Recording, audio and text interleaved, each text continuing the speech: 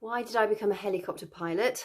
Because it's something I've always wanted to do. This is a question I get asked quite a lot, particularly as I'm in the online health and fitness field. I'm also a psychotherapist, massage therapist, Thai yoga, massage therapist, and Reiki healer. So I've got a really wide range of things that I've been involved with. My degree was French and German and economics. I love languages. I love learning about other people. But principally, people sort of say, oh, well, but what about the helicopter side of things?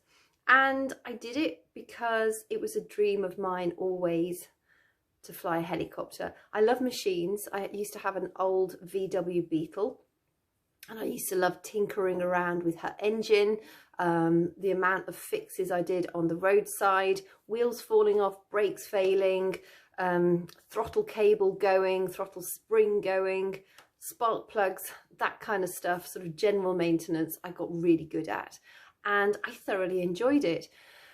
And helicopters were something that my stepfather flew, and so I'd had a little bit of a sort of interaction with them, and I was just fascinated that these things could climb into the sky and stay in the sky and technically land safely. We did have a few harem scarum moments during my training phase.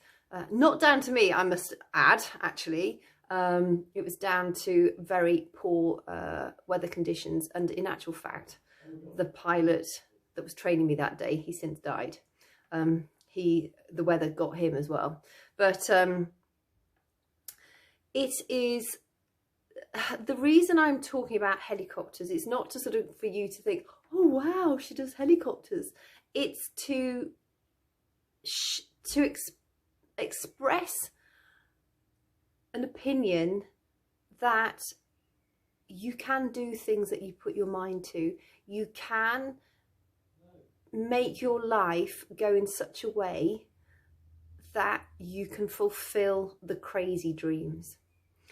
I was incredibly shy as a youngster and also as a younger adult.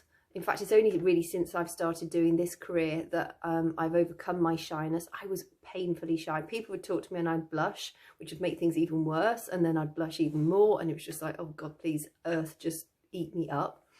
I was incredibly, I'm quite creative, and I love doing up, I like working my hands. I like doing up properties. So I've done a few of those in the past, made them look wacky, and it's sort of interior design, but something different to what you'd see in like magazines. And for some reason, the people that bought my houses really liked it, and that enabled me to create sufficient income to be able to afford to go and do my helicopter training. And I also set up a business in my helicopters with another 2 pilots, because to own and fly a helicopter as a hobby is incredibly expensive. And so we built a business around hiring. You buy the helicopter, you use it for your own personal use, but we used to hire it out to people so that they could, you know, we could then build an income from it. That all changed. The CAA changed their rules, and private helicopter license holders had to then get their commercial license. That's when I was then going through it turned into an acrimonious divorce. Beware, solicitors are out there to get as much of your money as possible, and they will make the proceedings as acrimonious as they possibly can to get as much money from you as they can do. I actually represented myself in court because I didn't want some other solicitor doing a deal on my behalf in some back room with the solicitor from the other party. And the fact that I represented myself made it extremely hard. I had a lot of pressure on my shoulders. I didn't live close to family, and it was tough. But going through those tough times have really made me appreciate actually that what we consider hard isn't hard. You know, people say, oh, I don't want to do this, I don't want to get out of bed and go to work. Well, first of all, be grateful that you have a job. Secondly, none of us were born with life is going to be easy script. Life is hard. By its very nature, it's hard. I mean, for heaven's sake, it kills us off eventually, because there ain't nobody living forever. And it's those moments that actually really define you. Now, I'm going to tell you a crazy story of when I was up in the helicopter in a snowstorm. And once you come down to a certain level, you have a risk of what's called carburetor icing. So the carburetor can freeze up, which stops the fuel going through to the engine. So as we were coming lower, our carburetor started to freeze up. So, you know, stopping the fuel coming through. But as we got higher, the inside of the cockpit started to freeze up, because the helicopters that you use to learn in are pretty basic. And so we had to try and find this middle level in between the snow and freezing up inside of the cockpit and the carburetor freezing as we were coming down into sort of better, you know, easier landing circumstances. Plus we had a headwind of 80 miles an hour approximately. And so the only thing we could have, I mean, we sat there for a while thinking, what the heck are we going to do? Because literally we were in this blizzard and it was just snowing and we couldn't go up and we couldn't go down. And eventually there's something called auto-rotation. And so eventually we decided to auto-rotate down to earth, which essentially you turn off the engine and you have it. We went high enough so that you got enough sort of altitude and air to go through the rotors, so that when you flare the rotors as you land, and hopefully you land safely. And we actually did do that, and we landed sort of backwards because the wind was so strong and it was pushing us so hard. And it was one of those moments where the two of us were just like, well, there's no point in panicking, because that's not going to achieve anything. So all we had to do was be up there and come to a solution and think, what is the least risky way of getting down? And it was to turn the engine off. So we did, and we got down safely. But there is always the reason I'm telling you that is that there will always be difficulties in life. There will always be moments where you're just thinking, how am I going to get out of this? Or what's going to happen next? Do not let that fear hold you stuck.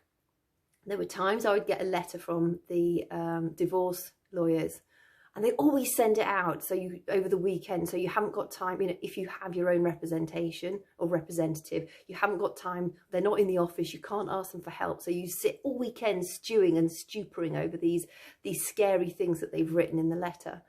And the way I overcame that was to read the letter, have the adrenaline, shit, what am I going to do? And then actually just take each paragraph by paragraph, and think, okay, what are they actually saying here? There's a lot of it that's not true, so I can deal with that and I can prove that. And then go on to the next paragraph, reply to that paragraph, deal with that. And that's how I used to get through those letters. I'd work each paragraph as it was, and I'd get to the end and I'd think, actually, do you know what? They're not going to bloody ruin my weekend. I'm not going to let them. I've replied, I would email it, I would send it by post, because of course I didn't have solicitors that were racking up this massive bill, but my ex-husband did. So it didn't matter if I sent them by email and by post, because I wasn't paying their bill. It becomes very silly. And yes, there was a little bit of sort of from my part. Not big and not clever, but I'm human. But the thing to take away from that is there will always be these moments in our lives when we're just thinking, I don't know how I'm going to move forward. But the thing to remember is that there is always a way. It might not be the perfect way. It might mean that you've got to go under, you've got to go over the obstacle, you've got to go around the obstacle. You may even have to go back and find another route to get around it. But it doesn't mean to say you should sit in fear and not move forward. The worst thing that you can do is stay stuck and not not follow the path where you know you want to go, because fear is always going to be there. The human condition is to survive, and so our bodies are primed to think, oh no, that looks a bit scary, I don't think I'm going to go and do that. It's another reason why I throw myself off cliff edges. I'm afraid of heights, stupid as a helicopter pilot as well, but I throw myself off of high ledges. I do co-steering and canyoning. I love water, but I don't like that drop in the, you know, from the cliff edge down into the sea or the lake or whatever I'm jumping into. But I do it because it makes me do something that makes me feel ever so uncomfortable. I get to the edge of the lift, the lip of the jump. I can't look down, because if I do, I know I'm going to go. I have to get to the edge, look out, and I jump. I have a vague idea of how far I'm going. I do, like, you know, before I get to the edge of the lip or the ledge, I do take a look down. So I've got a vague idea of how many seconds it's going to be before I'm likely to hit the water. But again, it's one of those things, it's almost like a muscle, like a bicep. If you work out your bicep, it's going to get bigger and stronger. If you work out that muscle that enables you to take on challenges and do things that make you feel uncomfortable, you get better at it. It's a bit like when I used to blush terribly when people would talk to me. I made myself talk to people. When I started this career as an online health and fitness coach, the thought of doing a video, the thought of doing this, literally would have, there's no way I would have done it. There's absolutely no way I'd have done it. And in fact, the very first interview I ever had, which was part and parcel of me being a therapist, I was offered this opportunity to be part of a book, write a chapter, and then have a short interview about the chapter. I knew the chapter off by heart because I wrote every single word down and I learnt it verbatim, so that when I had my interview, I could talk about it and not worry about what I was going to say. It was stupid to do, but I know there's so many of us out there that do that. And it didn't come across very well, and it took me an awful long time to learn that stuff verbatim, and I couldn't repeat a word of it now because I've completely forgotten it. So it wasn't really much use in, you know, at the end of the day. And I have to say, I don't even know if that book got published. In fact, there's a lesson. I lent the woman, she sent me this wacky message that her partner, who was her business partner, was ill in hospital, and Mrs. Gullible here offered to help pay some money to her. Never saw that again either. There's a lesson. So don't lend out money unless you absolutely know you're going to get it back. But that you get, again, I could waste energy thinking about, well, she still owes me money, and go down the legal route. What's the point? I've got nothing to gain from it. Just probably more expenses as a result of this woman having, you know, conned me. But that's the way it goes. That's life. Let's get over it. So the whole reason for sort of sharing a few of those stories with you is because I get asked that question a lot. So I wanted to sort of clarify how and why I did it. It's something that when life settles down a little bit more, I want to get back into the helicopter flying. It's a passion of mine. I love it. Like I say, I love engines, but also I love physics. When I was at school, physics wasn't even a lesson, but to actually learn about weather systems and how the beast stays in the air, I found absolutely fascinating. And so, you know, I think it's all about welcoming learning into your life. And part of that learning is understanding that life is going to be hard, but also leaning into the things that make you feel uncomfortable, because they are always going to keep you stuck. So whatever it is you want to achieve, unless you want to be an astronaut, that's pretty tricky.